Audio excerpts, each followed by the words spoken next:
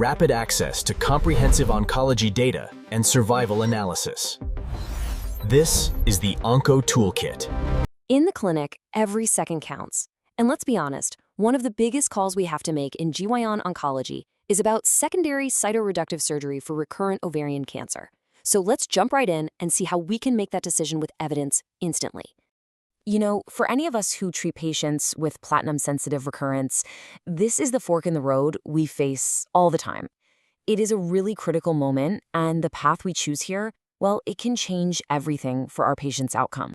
And this really gets to the heart of it, doesn't it? Is this surgery going to help, or could it actually harm? Because the goal isn't just to operate. For a patient who isn't the right candidate, a second surgery can lead to outcomes that are actually worse than if we had just stuck with chemotherapy.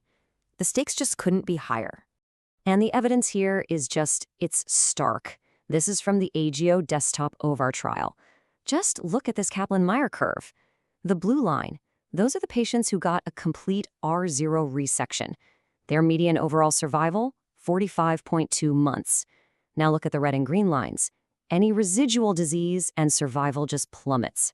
This is exactly why patient selection is so crucial. The only surgical outcome that truly helps is getting to R0.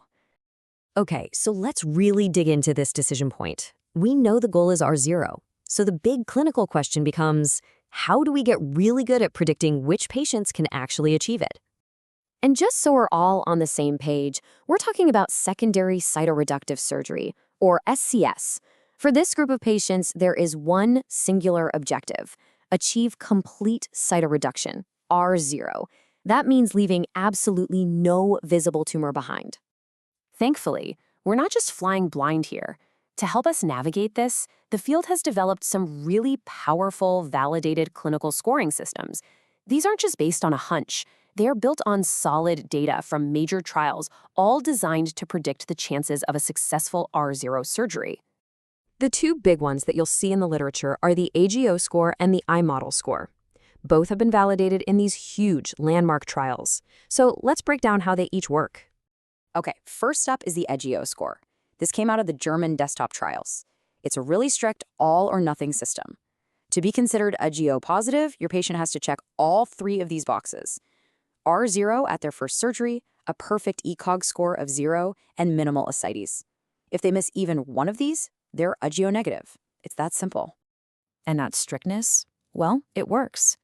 The data from the desktop EV validation trial showed that if a patient is AIO positive, they have a 76% chance of achieving that critical complete resection.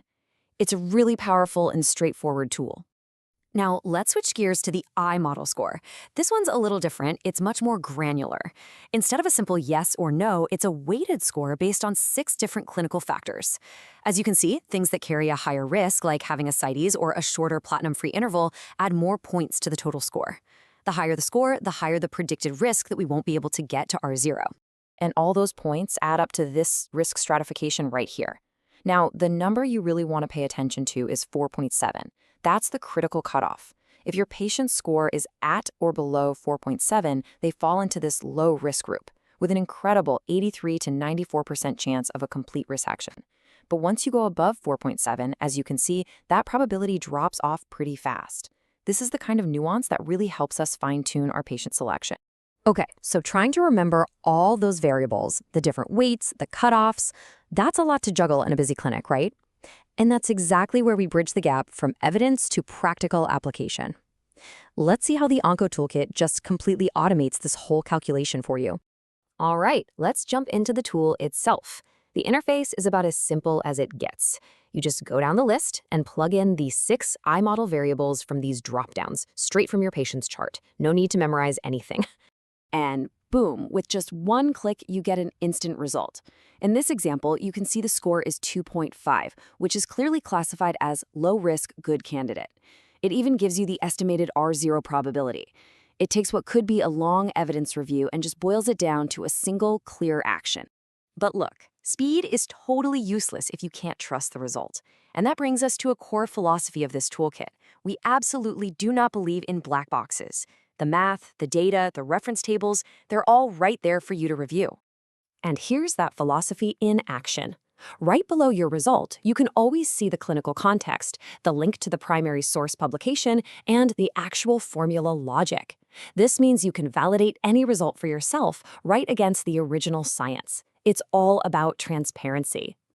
Now, this tool is fantastic for making decisions for a single patient, but it's also designed to be something more, a powerful bridge that connects the work you're doing in the clinic directly to your academic research.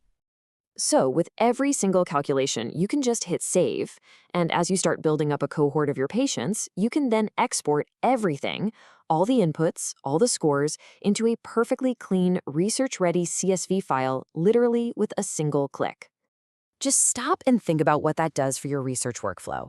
You're capturing structured data right there at the point of care. You're getting a perfectly formatted, clean data set without spending hours on manual data entry.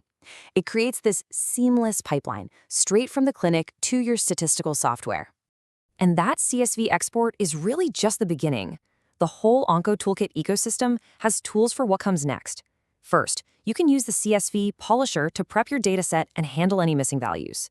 Then, you can upload that polished file directly into our survival analysis tool. And this is where the magic happens. This tool automates the heavy lifting.